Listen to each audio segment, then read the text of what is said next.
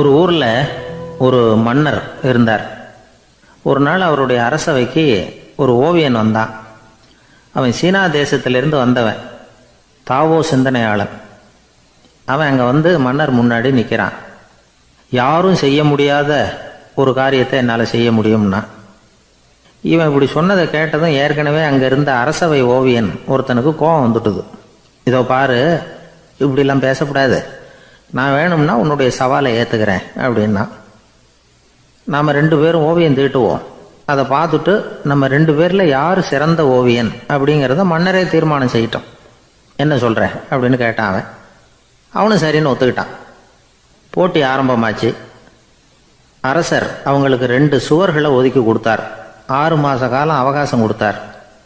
2 ஓவியர்களும் அவங்கவங்க வேலையை ஆரம்பிச்சாங்க. இரவு பகலா வேலை செய்ய ஆரம்பிச்சுட்டாங்க. 6 மாசம் முடிஞ்சது. அரசர் வந்து பார்த்தார். முதல்ல தன்னுடைய அரசவை ஓவியர் தீட்டி இருந்த ஓவியத்தை பார்த்தார். ரொம்ப பிரமாதமா இருந்தது, பாராட்டினார். இதோ பாரு, உன்னுடைய ஓவியம் அற்புதமா இருக்கு, உயிரோட்டம் உள்ளதா இருக்குது, கலையின் உச்சமே இதுதான், இதை விட சிறந்த ஒரு ஓவியத்தை வேற யாராலையும் படைக்க முடியாது அப்படின்னார். அதுக்கப்புறம் அந்த சீன ஓவியன் கிட்ட போனார். எங்க உன்னுடைய ஓவியம்னு கேட்டார். திரைச்சீலையை விலக்கி விட்டு பாருங்கன்னா. மன்னர் வந்து அந்த திரைச்சீலையை விளக்குனார். உள்ள வந்து ஓவியம் இருக்க வேண்டிய இடம் கண்ணாடி மாதிரி தெரிஞ்சுது. அவன் அந்த 6 மாச காலமா அந்த சுவரை வந்து தேய்ச்சி தேய்ச்சி கண்ணாடி மாதிரி ஆக்கி வச்சிருக்கிறான். அதுக்கு நேராக எதிர் சுவரில் அரசவை ஓவியன் தீட்டின ஓவியம் இருக்கு. அது எதிரில் இருந்த இந்த கண்ணாடியில பட்டு பிரதிபலிக்குது. மன்னர் யோசனை பண்ண ஆரம்பிச்சார். அப்புறம் அந்த சீன ஓவியனை பார்த்து கேட்டார்.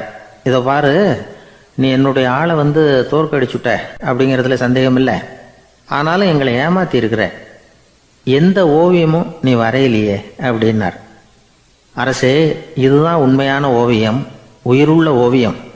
இது வந்து மனோபாவங்களை பிரதிபலிக்கும், மாறுகின்ற காலங்களை அப்படியே காட்டும் அப்படின்னா அந்த சீன ஓவியன். கையால வரைகிற ஓவியங்கள்ல சலனம் இல்லை, கண்ணாடி அப்படி கிடையாது, சக்தியின் ஓட்டம் அதில் எப்பவும் இருந்துகிட்டே இருக்கும். கண்ணாடி மட்டுமே ஜீவனுள்ள ஓவியமா இருக்க முடியுங்கிறத அந்த சீன ஓவியன் தெரிஞ்சு வச்சிருந்தான். ஏன்னா அவன் ஒரு தாவோ சிந்தனையாளன். ஒவ்வொரு குழந்தையும் இந்த கண்ணாடியோட தான் பிறக்குது. ஆனால் நாம் என்ன செய்கிறோம்னா ஓவியங்களை கண்ணாடி மீது பதிப்பிச்சு விடுறோம். கண்ணாடி நம்மளை பிரதிபலிக்குது. நம்முடைய அழகோ அவலட்சணமோ கண்ணாடியை பாதிக்கிறது இல்லை. ஏன்னா அதுக்கு மனம் கிடையாது. கடந்து போன வினாடியை பற்றி அது சிந்திக்கிறது இல்லை. அடுத்த கணத்தை பற்றின எதிர்பார்ப்பும் அதுகிட்ட கிடையாது. அதுதான் பற்றற்ற நிலை. மனிதனுக்கு தேவைப்படுறது அதுதான். கண்ணாடி கிட்ட இருந்து நாம் வந்து கற்றுக்கொள்ள வேண்டிய பாடம் இது.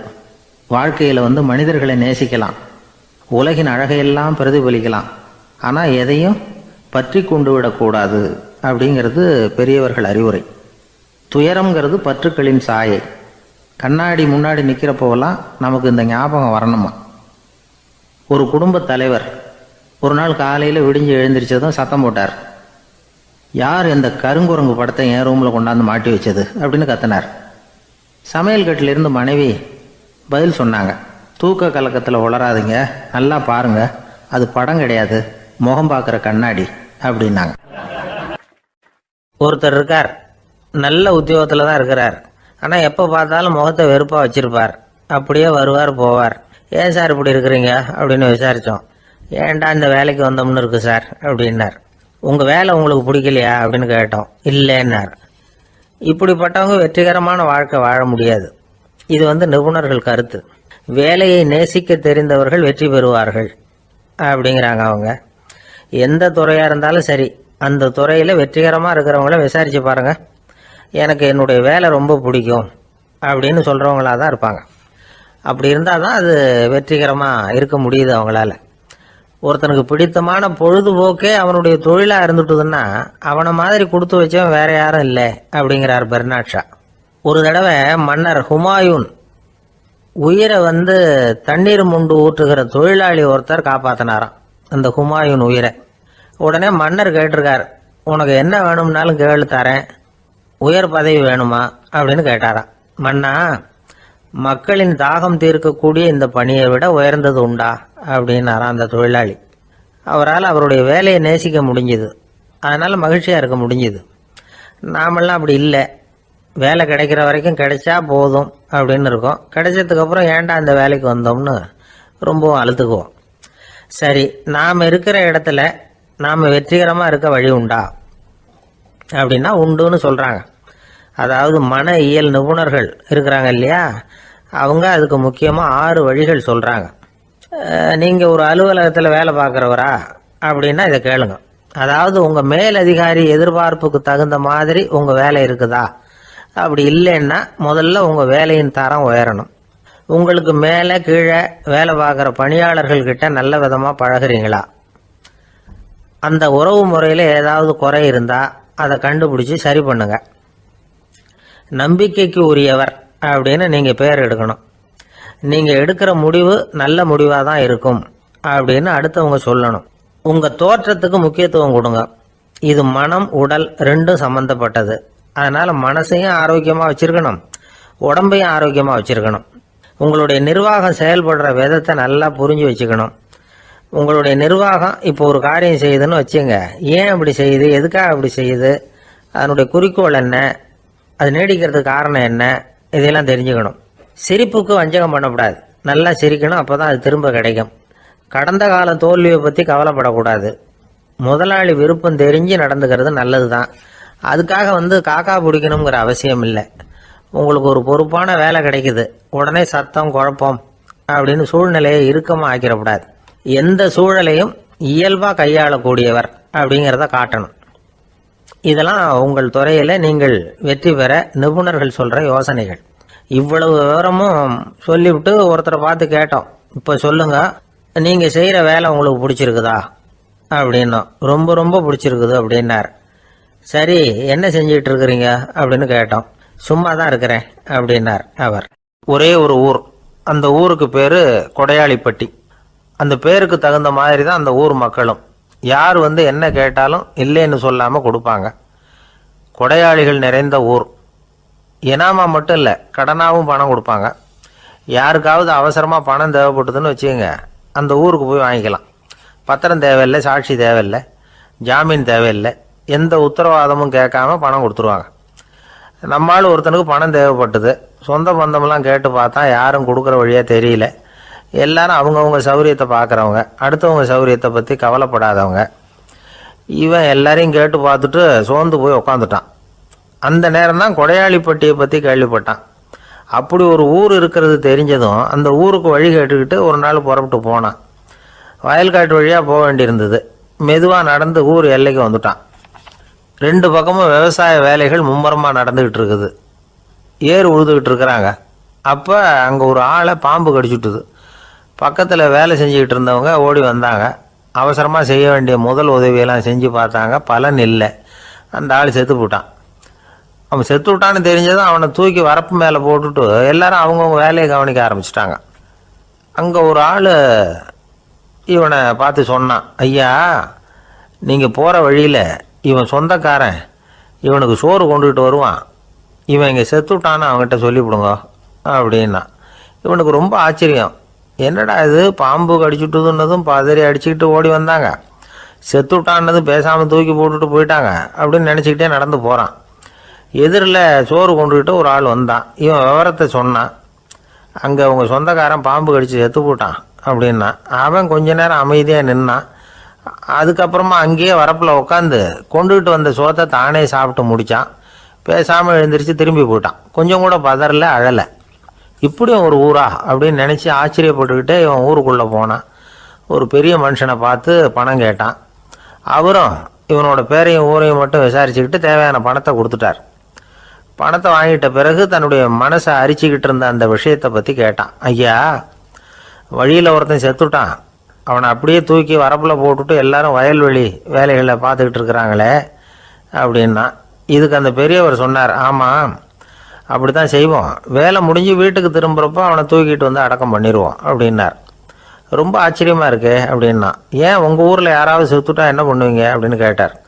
என்ன இப்படி கேட்குறீங்க, எங்கள் ஊரில் எல்லாம் பணத்தை தூக்க விட மாட்டாங்க, ஒப்பாரி வைப்பாங்க, கட்டி புரண்டு அழுது புலம்பி தீர்த்துருவாங்க அப்படின்னா. இவன் பெரியவர் பார்த்தார். அவங்ககிட்ட கொடுத்த பணத்தை லபக்குன்னு பறிச்சுக்கிட்டார். திருப்பி வாங்கிட்டார். இவன் பதறி போய் நிற்கிறான். அவர் சொன்னார், பணத்தையே விட மாட்டேன்னு கட்டுப்பிடிச்சி அழுதா நான் கொடுத்த பணத்தை மட்டும் எப்படி திருப்பி கொடுக்க போகிறேன், போயிட்டு வா அப்படின்னு விரட்டி விட்டாராம். இந்த கதையை நண்பர் ஒருத்தர் சொன்னார். கதை வேடிக்கையாக தெரிஞ்சால் கூட இதில் கருத்து உண்டு. பணம் பிணம் இது ரெண்டையுமே விடுறதுக்கு அவ்வளவு சுலபமாக மனம் வர்றதில்லை. இந்த ரெண்டு விஷயங்கள்லேயும் அறிவார்ந்த செயல்பாடு தேவை. ஒரு பேருந்து மரத்தில் மோதி விட்டது. எல்லாரும் அடிபட்டு முனைகிட்டு கிடக்கிறாங்க. டிரைவர், கண்டக்டர் இவங்களுக்கும் அடி. அவங்களும் ஒரு பக்கம் கிடக்கிறாங்க. ஒரு மூலையில் கிடக்கிற ஒருத்தன் மெதுவாக முக்கி முனகி கண்டக்டர்னு சத்தம் போடுறான். கண்டக்டர் மெதுவாக நகர்ந்து அவங்ககிட்ட போய் என்னன்னு விசாரிக்கிறார். அவன் ரொம்ப சிரமப்பட்டு வாயை திறந்து ஒரு 15 காசு சில்லற பாக்கி அப்படின்னானா. ஜெருசலேம் அங்கே உள்ள ஒரு தேவாலயம். அதில் உள்ள பலிபீடத்தின் முன்னாடி ஒரு பெட்டி உண்டு. அது காணிக்கை பெட்டி. ஆலயத்துக்கு வர்றவங்க பிரார்த்தனை பண்ணிவிட்டு திரும்பி போகிற சமயத்தில் அந்த பெட்டியில் காணிக்கை போடுவாங்க. அவங்களால எவ்வளவு முடியுமோ அவ்வளவு போடுறது வழக்கம். அவங்கவுங்க வசதிக்கு தகுந்த மாதிரி போடுவாங்க. வசதி உள்ளவங்களாக இருந்தாலும் சரி, வசதியே இல்லாத வறியவர்களாக இருந்தாலும் சரி, ஆலய காணிக்கை பெட்டியில் காசு போடுறது அவங்களுக்கு ரொம்ப பெருமையான ஒரு செயல். ஒரு சமயம் இயேசு தம்முடைய சீடர்களோடு அந்த ஆலயத்துக்கு வரார். அங்கே உட்காந்து ரொம்ப நேரம் வழிபாடு பண்ணிகிட்டு இருக்கிறார். சீடர்களும் அந்த ஜபத்தில் கலந்துக்கிட்டாங்க. வழிபாடு முடிஞ்சுது. இயேசு உட்காந்துருக்கிறார். காணிக்கை பெட்டியில் காசு போடுறவங்கள கவனிக்கிறார். சீடர்களும் அதையே கவனிச்சுக்கிட்டு இருக்கிறாங்க. ரொம்ப பேர் வரிசையாக வந்தாங்க. அவங்களால முடிஞ்ச அளவுக்கு காசு போட்டுட்டு அவங்க பாட்டுக்கு போய்கிட்டு இருக்கிறாங்க. வசதியானவங்க நிறைய பேர் வந்தாங்க. அதுக்கு மத்தியில் வயசான ஒரு அம்மா, அவங்களும் வந்து காசு போட்டுட்டு போகிறாங்க. இப்போ இயேசு தன்னுடைய சீடர்கள் பக்கம் திரும்பினார். ஒரு கேள்வி கேட்டார். இப்போ இந்த காணிக்கை பெட்டியில் நிறைய பேர் வந்து காசு போட்டுட்டு போகிறத நீங்கள் கவனிச்சிங்க. இன்னைக்கு இந்த காணிக்கை பெட்டியில் ரொம்பவும் அதிகமாக காசு போட்டது யார் அப்படின்னு கேட்டார். முதல்ல வந்தார ஒரு பெரிய மனுஷன், அவர் தான் அதிகமாக போட்டார் அப்படின்னார் ஒருத்தர். மூணாவதாக வந்தவர் தான் அதிகமாக போட்டார், நான் கவனித்தேன் அப்படின்னாரு இன்னொருத்தர். இப்படி ஆளுக்கு ஒரு விதமாக சொல்கிறாங்க. கடைசியாக இயேசு சொன்னாராம், இன்றைக்கு அந்த பெட்டியில் அதிகமாக காசு போட்டவங்க அந்த வயசான அம்மா தான் அப்படின்னாராம். சீடர்களுக்கு ஒன்றும் புரியல. அந்த அம்மா ரொம்பவும் ஏழையாச்சே, அவங்க எப்படி அதிகமாக காணிக்கை செலுத்த முடியும் அப்படிங்கிறது அவங்க சந்தேகம். இயேசு விளக்குனார். நிறைய பேர் வந்தாங்க, நிறையவே காசுகள் போட்டாங்க, அது உண்மைதான். ஆனால் அந்த அம்மா என்ன பண்ணாங்க கவனிச்சிங்களா? வந்தாங்க, தன்னுடைய காசு பையை திறந்தாங்க, அப்படியே கொட்டுனாங்க. அதில் இருந்தது 2 காசுகள் தான். அந்த 2 காசும் காணிக்கை பெட்டியில் விழுந்துட்டுது. மற்றவங்கள்லாம் தங்கள்கிட்ட இருந்த செல்வத்தின் ஒரு சிறு பகுதியை எடுத்து பெட்டியில் போட்டாங்க. ஆனால் இந்த அம்மா தன்கிட்ட என்ன இருந்ததோ அதை அப்படியே போட்டுட்டாங்க. தன்னுடைய பிழைப்புக்காக வச்சுருந்த அவ்வளவையும் இழக்கிறதுக்கு தயாராகிட்டாங்க. அவ்வளவு தாராள மனசு அவங்களுக்கு. அதனால் அவங்க செலுத்தின காணிக்கை தான் அளவில் அதிகம் அப்படின்னார். விலை மதிப்பில்லாத முத்து புதையல் ஒருத்தனுக்கு கிடைக்க போகுதுன்னு வச்சுக்கோங்க. அதன் மதிப்பை உணர்ந்தவன் என்ன பண்ணுவான்? அதை அடையிறதுக்காக தன்கிட்ட இருக்கிற எதையும் கொடுக்கறதுக்கு தயாராக இருப்பான் இல்லையா? அது மாதிரி தான் இதுவும் அப்படின்னார். உலக மதிப்பீடுகளை துரும்பா தூசியாக மதித்து அதையெல்லாம் உதறி விடுகிறவன் இறையருள் அப்படிங்கிற இணையில்லாத செல்வத்தை பெறுகிறான் அப்படிங்கிறது இதில் உள்ள கருத்து. இறைவனுக்காக இழப்பதுன்னா துன்பப்படுகிறவர்களுக்காக, ஏழைகளுக்காக, ஏதுமற்றவர்களுக்காக இழப்பது அப்படின்னு அர்த்தம். உங்கள் அயலானுக்கு நீங்கள் என்ன உதவி செய்தாலும் அதை எனக்கே செய்கிறீர்கள் அப்படின்னு இயேசு சொல்லியிருக்கிறார். அடுத்தவங்களுக்கு உதவணுங்கிற குணம் இன்னைக்கு ரொம்ப குறைஞ்சி போச்சு. ஒருத்தன் வாழைப்பழத்தோல் வழுக்கி கீழே விழுந்துட்டான். பக்கத்தில் இருந்த நண்பன் உடனே அவனை தூக்கிக்கிட்டு போய் ஆஸ்பத்திரியில் சேர்த்துட்டான். அதுக்கப்புறம் சொன்னான், நீ அந்த வாழைப்பழத்தோலில் காலை வைக்க போகிறத முன்னாடியே நான் கவனிச்சுட்டேன் அப்படின்னானா.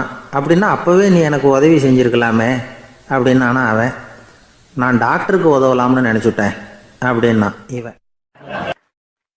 சில பேர் ஆளை பார்த்தா 60 வயசு மாதிரி தோணும். உண்மையான வயசு என்னன்னு பார்த்தா 40 அல்லது 45 சில பேரை பார்க்கறதுக்கு 45 மாதிரி தெரியும், உண்மையிலேயே 65 தாண்டி இருப்பாங்க. ஒரு மனிதனுக்கு 2 வகையான வயது உண்டுங்கிறார் ஓஷோ. அதாவது உடம்புக்குன்னு ஒரு வயசு, மனசுக்குன்னு ஒரு வயசு.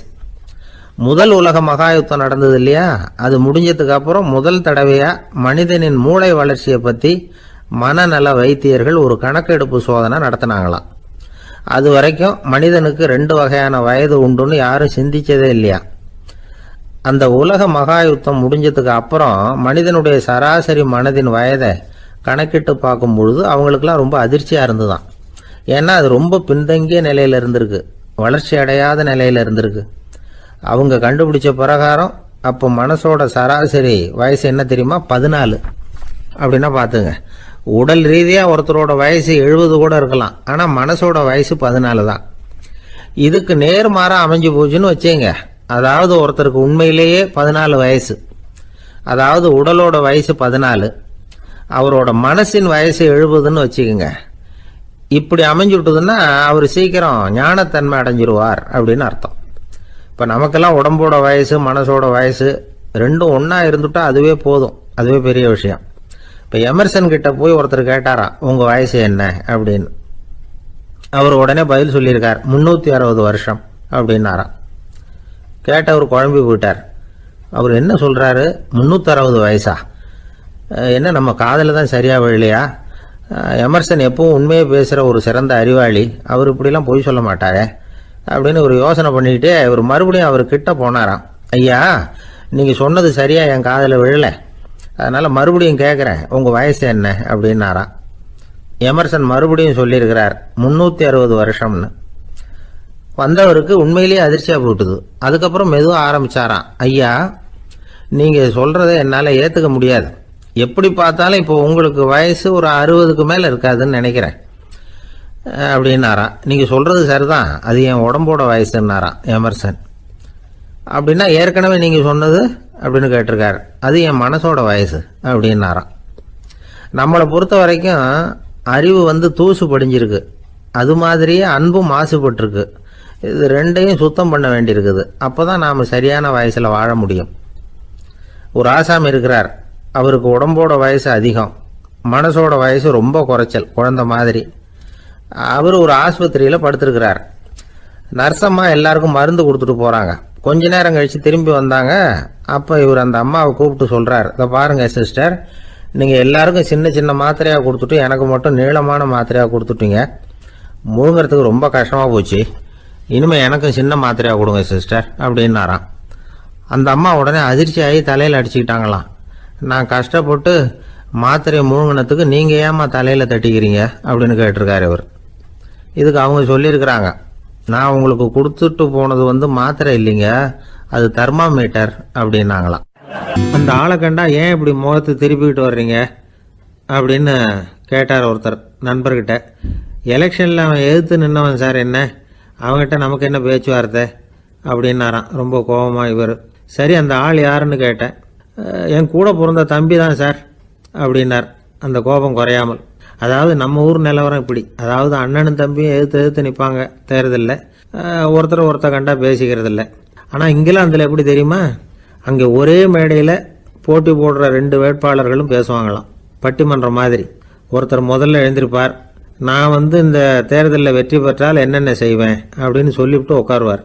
அதுக்கப்புறம் அடுத்தவர் எழுந்திருப்பார், அவர் சொல்லுவார், நான் வெற்றி பெற்றால் இந்த மக்களுக்கு என்னென்ன செய்வேன், இந்த நாட்டுக்கு என்னென்ன செய்வேன் அப்படிங்கிறத சொல்லிவிட்டு உட்காருவார். 2 பேரும் ஒரே மேடையில் பேசுவாங்க. மக்கள் 2 பேர் பேச்சையும் கேட்டுக்கிட்டு ஒரு முடிவுக்கு வருவாங்க. இதுதான் அங்கே உள்ள பழக்கம். இங்கே அப்படி இல்லை. இங்கே ஒருத்தர் பார்த்தாவே முகத்தை திருப்பிக்கிறது. ஒரு தடவை இது மாதிரி ஒரு கூட்டம் நடந்துகிட்டு இருக்கு அங்கே வெளிநாட்டில் தான். நேரத்துக்கு சரியாக ஒரு வேட்பாளர் சேரலை. இது இங்கிலாந்தில் நடந்த நிகழ்ச்சி. அப்புறம் என்னாச்சுன்னா, ஒருத்தர் வந்துட்டாரு, இன்னொருத்தர் சேரலை. அப்புறம் உடனே அந்த ஒருத்தர் வந்தவர் பேச ஆரம்பிச்சிட்டார். அதாவது அந்த இன்னொருத்தர் சார்பாகவே பேசிட்டாராம். அதாவது அவர் வரல, நான் அவர் சார்பாக நான் பேசிடுறேன். அதாவது அவர் ஜெயிச்சுட்டா அவர் என்னென்ன செய்வார் இந்த நாட்டுக்கு அப்படின்னு சொல்லி அவர் பக்கத்தில் உள்ள நியாயத்தை எடுத்து இவரே சொல்லிட்டாராம். இப்படிலாம் அங்கே நடந்துதான். இது எப்பேற்பட்ட தேர்தல் பண்பாடு பாருங்க. அதனால இன்னொரு விஷயம், இப்போ இங்கிலாந்துலாம் ஓட்டு கேட்குறப்ப வெற்றியா தோல்வியாங்கிறத ஓரளவுக்கு யூகிச்சு விடலாமா. இப்போ ஒரு வேட்பாளர் ஒரு வீட்டுக்கு முன்னாடி போய் நின்று எனக்கு ஓட்டு போடுங்கன்னு கேட்குறாருன்னு வச்சுங்களேன், அதுக்கு என்ன பார்த்து செய்கிறோம், போயிட்டு வாங்க அப்படின்னு சில வீடுகளில் வாசலில் நின்று சொல்லி அனுப்பிச்சிருவாங்களாம். வேற சில வீடுகளில் எப்படின்னா வேட்பாளரை வீட்டுக்குள்ளே கூப்பிட்டு காபி சாப்பிட சொல்லி உபசரித்து அதுக்கப்புறம் அனுப்பி வைக்கிறது வழக்கமாக. இதில் எந்த வீட்டு ஓட்டு நிச்சயம் தெரியுமா? வாசலில் நின்று வழி அனுப்பி வச்சுட்றாங்க பாருங்க, அவங்க ஓட்டு நிச்சயம். உள்ளே கூப்பிட்டு காப்பி கொடுத்து அனுப்புகிறாங்க பாருங்க, அவங்க ஓட்டு நிச்சயம் இல்லையா. சரி, அப்புறம் ஏன் அந்த உபசரிப்பு அப்படின்னு கேட்டால் அதுக்கு ஒரு காரணத்தை சொல்கிறாங்க. அதாவது அது ஒரு அனுதாபத்தை தெரிவிக்கிற முறையா. ஐயோ பாவம், நாம் இவருக்கு ஓட்டு தான் போட போகிறதில்ல, எதையாவது செய்வோம், காப்பியாவது சாப்பிட்டு போகட்டும் அப்படிங்கிற எண்ணமா. இப்படி அந்த ஒரு பழக்கம். ஆக அந்த ஊரில் நிறைய காப்பி சாப்பிட்ணும்னு ஒருத்தர் ஆசைப்பட்டால் தேர்தலில் தோற்று போகிறதுக்கு தயாராக இருக்கணும். ஒரு சமயம் ஒரு ஊரில் தேர்தல் நடந்துதான். ஒரு தொகுதியில் நின்று தோற்று போன ஒருத்தர் கையில் ஒரு துப்பாக்கியோட ஊருக்குள்ளே சுற்றிக்கிட்டு இருந்தாராம். ஒரு போலீஸ்காரர் அவரை பார்த்துட்டு சந்தேகப்பட்டிருக்கார். அதனால் அவரை தடுத்து நிறுத்தி, என்ன இது துப்பாக்கியோட சுற்றுறீங்களேன்னு விசாரிச்சிருக்கார். இதுக்கு அவர் சொன்னாராம், சார், இந்த தொகுதியில் மொத்தம் 1,00,000 வாக்காளர்கள், அதில் எனக்கு 10,000 பேர் மட்டும்தான் எனக்கு ஓட்டு போட்டிருக்கிறாங்க. அப்படின்னா எனக்கு வேண்டாதவங்க இந்த தொகுதியில் 90,000 பேர் இருக்கிறாங்கன்னு அர்த்தம். இப்படி ஒரு சூழ்நிலையில் நான் என்னுடைய பாதுகாப்புக்கு ஆயுதம் இல்லாமல் நடமாடலாமா அப்படின்னு கேட்டாராம். எவ்வளவு எச்சரிக்கை பாருங்க. நம்ம ஊரில் சில பேர் ஓட்டு கேட்குற விதமே தனி. ஒருத்தர் ரொம்ப சாமர்த்தியமாக ஓட்டு கேட்பாராம். அவர் எப்படின்னா, ஒரு வீட்டுக்கு போகிறாருன்னு வச்சுங்களேன், அந்த நேரம் அந்த வீட்டுக்காரரு என்ன செஞ்சுக்கிட்டு இருக்கிறாரோ அதே வேலையை இவரும் கொஞ்ச நேரம் செய்வாராம், அவருக்கு ஒத்தாசையா. அதுக்கப்புறம் மெதுவாக பேச்சு கொடுப்பார், ஓட்டு கேட்பார், இது மாதிரி எலெக்ஷனில் நிற்கிறேன் கவனிக்கணும்னு. அது மாதிரி ஒரு தடவை அவர் போனப்போ அங்கே அவர் என்ன பண்ணிட்டு இருக்காரு, வீட்டுக்கு பின்னாடி மாட்டு கொட்டையில் பால் கறந்துக்கிட்டு இருக்கார் ஒரு பசுமாட்டுக்கிட்ட. அந்த வீட்டில் இவர் ஓட்டு கேட்க போனவர் இவர் ஓடி போய் இன்னொரு சொம்பை எடுத்துக்கிட்டு அதே மாட்டுக்கு இன்னொரு பக்கம் போய் உட்காந்துக்கிட்டு இவரும் பால் கறக்க ஆரம்பிச்சிட்டார். எதிர உட்காந்துட்டு இருக்காரு இவர் இந்த பக்கம் உட்காந்துருக்கார். கீழே கொஞ்சம் குனிஞ்சு பார்த்தா ஒருத்தர் முகத்தை ஒருத்தர் பார்க்கலாம். கொஞ்ச நேரம் ஆனதுக்கப்புறம் இவர் மெதுவாக அவர்கிட்ட பேச்சு கொடுத்தாராம். இது மாதிரி, நான் எலெக்ஷனில் நிற்கிறேன், நீங்கள் ஓட்டு போடணும், அதுக்காக தான் வந்தேன்னாராம். அது முடியாதுங்களேன்னாராம் அவர். ஏன்னு கேட்டிருக்கார். நான் இந்த வீட்டுக்காரன் இல்லை, நானும் உன்ன மாதிரி ஓட்டு கேட்க வந்தவன் தான் அப்படின்னாராம் அவர். ஒரு விவசாயி விதைக்கிறதுக்காக வயல்வெளி பக்கம் போகிறார். விதைகளை அள்ளி வீசினார். அப்போ என்ன ஆச்சுன்னா, சில விதைகள் பாதை ஓரத்தில் விழுந்தது, சில விதைகள் முள் செடிகள் மண்டி இருந்த புதருக்கு இடையில் விழுந்தது, சில விதைகள் நல்ல நிலத்தில் விழுந்தது. பாதை ஓரத்தில் விழுந்த விதை என்ன ஆச்சுன்னா, அதெல்லாம் பறவைகள் கண்ணில் போட்டுவிட்டுது. உடனே உட்காந்து கொத்தி தின்னுட்டு போட்டுது. அதிகமாக மண் இல்லாத பாறை பகுதியில் விழுந்த விதையெல்லாம் லேசாக வேர் விட்டு முளைக்க ஆரம்பிச்சுது. அதுக்கப்புறம் வேர் கீழேயும் ஆழமாக போக முடியல, மேலேயும் சூரிய வெப்பம் அதிகம் தாங்க முடியல, எல்லாம் காஞ்சி கருகி போட்டுது. புதர் பகுதியில் சில விதைகள் விழுந்தது இல்லையா, முள் செடிகள் காடாக மண்டி போயிருந்தது. அதனால் முளைச்சி வர்ற செடிக்கு நெருக்கடி அதிகமாக போட்டுது, சரியாக வளர முடியல, விளைச்சலும் சரியா இல்லை. நல்ல நிலத்தில் விழுந்த விதைகள் மட்டும் நல்லா முளைச்சிது, நல்லா வளர்ந்தது, விளைச்சலும் பிரமாதமாக இருந்தது. இந்த கதையை சொல்லிவிட்டு, கேட்க செவியுள்ளோர் கேட்கட்டும் அப்படிங்கிறார் இயேசு பெருமான். ஆமாம், இயேசு கடலில் நின்ற படகு ஒன்றில் உட்காந்துருக்கிறார். கடற்கரையில் ஏராளமான மக்கள் உட்காந்துருக்கிறாங்க. அந்த சமயத்தில் தான் இயேசு ஓமைகள் மூலமாக மக்களுக்கு பல உண்மைகளை சொல்லிகிட்டு இருக்கிறார். மக்கள் அந்த கதையை கேட்டுட்டு ஒன்றும் புரியாமல் முழிக்கிறாங்க. அதை கவனித்த இயேசு அந்த ஓமையை விளக்க ஆரம்பித்தார். இதில் அந்த விதைக்கிறவர் தான் இறைவன். அவருடைய வார்த்தைகளை விதைக்கிறார். அந்த வார்த்தைகளை கேட்கிற மக்கள் அந்த விழுந்த விதைகள் மாதிரி 4 வகையானவர்கள். சில பேர் பாதை ஓரத்தில் விழுந்த விதைகள் மாதிரி, இறைவன் வார்த்தைகளை அவங்க கேட்குறாங்க, ஆனால் தீய எண்ணங்கள் செய்கைகள் மூலமாக விதைக்கப்பட்ட வார்த்தைகள் அழிஞ்சு போடுது. இறைவன் வார்த்தைகளை கேட்ட உடனே மகிழ்ந்து போய் உடனே சில பேர் அதை ஏற்றுக்கிறாங்க. இவங்கெல்லாம் அந்த பாறை பகுதியில் விழுந்த விதைகள் மாதிரி. அதனால் இவங்கெல்லாம் வேறு இல்லாதவங்க, கொஞ்ச காலத்துக்கு இறை வார்த்தைகளுக்கு கீழ்ப்படிந்து நடப்பாங்க. அதனால் ஏதாவது இடைஞ்சல் ஏற்பட்டால் உடனே தடுமாறுவாங்க, தங்கள்கிட்ட இருக்கிற நல்ல பண்புகளை விட்டுட்டு பாவ வழிகளுக்கு போயிடுவாங்க. முள் செடிகளுக்கு இடையில் விழுந்த விதைகள் மாதிரி உள்ளவங்க யாருன்னா, இவங்களுக்கு உலக கவலை உண்டு, செல்வத்தின் மீது மயக்கம் உடையவர்கள், உலக ஆசைகள் இவங்களுக்குள்ளே பூந்துடுறதுனால அங்கே இருக்கிற நல்ல பண்புகள் மறைஞ்சு போயிடுது. அதனால் அவங்களும் உபயோகம் இல்லாதவங்களாக ஆயிடுறாங்க. நல்ல மனிதர்கள் நல்ல நிலத்தில் விழுந்த விதைகளுக்கு ஒப்பானவர்கள். இவங்க இறை வார்த்தையை கேட்குறாங்க, அதை ஏற்றுக்கிறாங்க, அவங்களும் நல்லபடியாக வாழுறாங்க, அடுத்தவங்களுக்கும் உபயோகமாக இருப்பாங்க. இதுதான் இயேசு சொன்ன விளக்கம். நல்ல வார்த்தைகளை கேளுங்கள், நல்ல வார்த்தைகளை ஏற்றுக்கொள்ளுங்கள், அடுத்தவங்களுக்கு உபயோகமாக இருங்க. இதுதான் பெரியவங்கள்லாம் நமக்கு சொல்லுகிற உபதேசம். ஒரு அப்பா தன்னுடைய மகனுக்கு உபதேசம் பண்ணார். இதை பாருப்பா, நல்ல வார்த்தைகளை கேட்கணும், எப்போதுமே மகன் அப்பா பேச்சை கேட்கறது நல்லது. அப்படின்னாராம். நீ ஏதாவது ஒரு தப்பு பண்ணால் என் தலையில் ஒரு முடி நரைச்சி வெள்ளையாக போடும்பா. நீ செய்கிற ஒவ்வொரு தப்புக்கும் என் தலையில் ஒவ்வொரு முடி வெள்ளையாயிடும் அப்படின்னாராம்.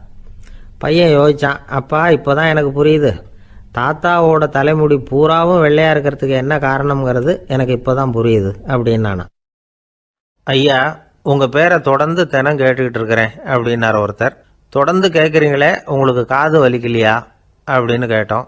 பேசுகிற உங்களுக்கே வாய் வலிக்கல அப்படிங்கிறப்போ கேட்குற எங்களுக்கு எப்படி காது வலிக்கும் அப்படின்னார். நம்ம உடம்புல ஒரு அதிசயம் என்ன தெரியுமா? ரொம்ப நேரம் நாம் நடக்கிறோம்னு வச்சுக்கோங்க, கால் வலிக்கும். ரொம்ப நேரம் வேலை செஞ்சால் கை வலிக்கும், உடம்பு வலிக்கும். ரொம்ப நேரம் பார்த்துக்கிட்டே இருந்தால் கண்ணு வலிக்கும். ரொம்ப நேரம் பேசிக்கிட்டே இருந்தால் வாய் கூட வலிக்கும். ஆனால் ரொம்ப நேரம் கேட்டுக்கிட்டே இருக்கிறதுனால காது வலிக்கிறது இல்லை. அதனால் கேட்கறதுக்கு முக்கியத்துவம் கொடுத்தாங்க நம்ம பெரியவங்க. திருவள்ளுவர் தேவையில்லாமல் வார்த்தைகளை உபயோகப்படுத்த மாட்டார். ஒரு திருக்குறள்னு எடுத்துக்கிட்டாவே அதில் மொத்தம் 7 வார்த்தைகள், அவ்வளவுதான். அப்படி 7 வார்த்தைகள் மட்டுமே உள்ள ஒரு திருக்குறளில் வள்ளுவர் ஒரே வார்த்தையை 5 தடவை உபயோகப்படுத்தியிருக்கிறார், திரும்ப திரும்ப பயன்படுத்தியிருக்கிறார். அப்படின்னா அதை எந்த அளவுக்கு வலியுறுத்தி சொல்கிறார் அப்படிங்கிறத நாம் புரிஞ்சுக்கணும். அது என்ன குறள்? செல்வத்துள் செல்வம் செவிச்செல்வம், அச்செல்வம் செல்வத்துள் எல்லாம் தலை. செவிச்செல்வம்ங்கிறது அவ்வளவு முக்கியமானது. கற்றலின் கேட்டல் நன்று. அதிகம் கேட்கணுங்கிறதுக்காகத்தான் எவ்வளவு கேட்டாலும் காது வலிக்கிறதில்ல. குறைச்சலாக பேசணும், அதிகமாக கேட்கணும். இன்னொரு விஷயம் கவனிங்க, நம்ம உடம்புல கண்ணுக்கு மூடி இருக்குது, எதையாவது நாம் பார்க்க விரும்பலைன்னா உடனே கண்ணை மூடிக்கலாம். நம்ம வாய்க்கு மூடி இருக்குது, பேச விருப்பம் இல்லையா, வாயை மூடிக்கலாம். மூக்குக்கு கூட மூடிக்கிற வசதி இருக்குது, எதையாவது முகர விருப்பம் இல்லையா, மூச்சை அடக்கிக்கலாம். ஆனால் பாருங்கள், காதுக்கு மூடி கிடையாது, அதை கையால் தான் மூட முடியும். யார் என்ன சொன்னாலும் அது நல்லதோ கெட்டதோ காதில் விழுந்துக்கிட்டு தான் இருக்கும். அறிவு தான் நல்ல விஷயங்களை எடுத்துக்கிட்டு கெட்ட விஷயங்களை விட்டுடணும். நல்ல கருத்துக்கள் நம்ம காதில் நிறைய விழுந்துக்கிட்டே இருக்கணும். அதை கேட்டு நாம் நல்லபடியாக வாழணுங்கிறது தான் படைப்பின் விருப்பம். ஆன்மீகவாதிகள் கூட ஒன்று சொல்லுவாங்க, அதாவது ஆன்மீக பாதையில் நீங்கள் முன்னேறணும்னா முதல்ல சிரவணம் செய்யணும்பாங்க.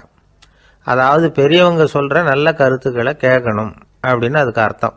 அதனால் யார் நல்ல கருத்துக்களை சொன்னாலும் அதை காது கொடுத்து கேளுங்க.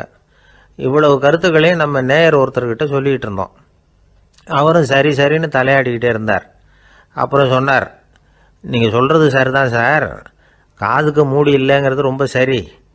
அதனால தான் உங்கள் தகவல் கூட நாங்கள் விரும்புகிறோமோ இல்லையோ தினம் காதில் விழுந்துக்கிட்டு இருக்குது அப்படின்னார். எங்களுக்கு ரொம்ப பெருமையாக இருந்தது. அப்படியா அப்படின்னோம். ஆனாலும் என்ன மாதிரி சில பேர் நீங்கள் தகவல் சொல்கிற சமயத்தில் காதில் மூடி இல்லையேன்னு சொல்லி கவலைப்படுறதில்ல சார் அப்படின்னார். ஏன்னு கேட்டோம். காதை மூடுறதுக்கு தானே வசதி இல்லை, ரேடியோவை மூடுறதுக்கு வசதி இருக்குதுல்ல, அதனால் டக்குன்னு அதை மூடி வச்சுருவோம் அப்படின்னார். ஒரு நண்பர் வந்தார், ரொம்பவும் இறுக்கமாக உடை அணிஞ்சிருந்தார். அதாவது ஆடைக்குள்ள அவர் மாட்டிக்கிட்டு இருந்தது மாதிரி தெரிஞ்சது. ஏன் துணி குறைச்சலாக எடுத்துட்டீங்களா அப்படின்னு கேட்டோம். இல்லைங்க, எனக்கு எப்பவுமே இறுக்கமாக உடை அணிகிறது தான் பிடிக்கும் அப்படின்னார். ஒருத்தர் எப்படி உடை அணிகிறார் அப்படிங்கிறத வச்சு அந்த ஆள் எப்படிப்பட்டவர் அப்படிங்கிறத கண்டுபிடிச்சிடலாம். உடை அணிகிற விதம் ஒருத்தருடைய மனநிலையை வெளிப்படுத்துதான். இப்போ இறுக்கமான உடை அணிகிறவங்க பொதுவாக மன நிம்மதி இல்லாதவங்களா இருப்பாங்களாம், கோபக்காரங்களா இருப்பாங்களாம். ரொம்ப தொலைதொலைப்பாக ஆடை அணிகிறவங்க இருக்கிறாங்கல்ல, அவங்கெல்லாம் அமைதியான ஆளாக இருப்பாங்களாம், சாந்தமாக இருப்பாங்களாம். இவங்கெல்லாம் போராடுறதுக்கு சரியாக வரமாட்டாங்களாம். இப்படி ஒரு கணிப்பு இருக்குது. அதனால தான் போர் வீரர்களுக்கெல்லாம் இறுக்கமான உடையை தான் கொடுக்கறது வழக்கம். ஆனால் சன்னியாசிகளை பாருங்கள், அவங்களுக்கெல்லாம் ரொம்ப தொலை உடைகள் தான்.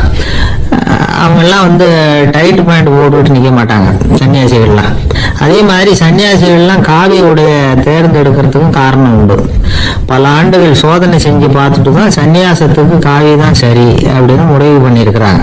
இப்போ பௌதீக விஞ்ஞானப்படியும் அதுதான் சரி. அதாவது சூரிய ஒளியில் 7 வண்ணங்கள் உண்டு.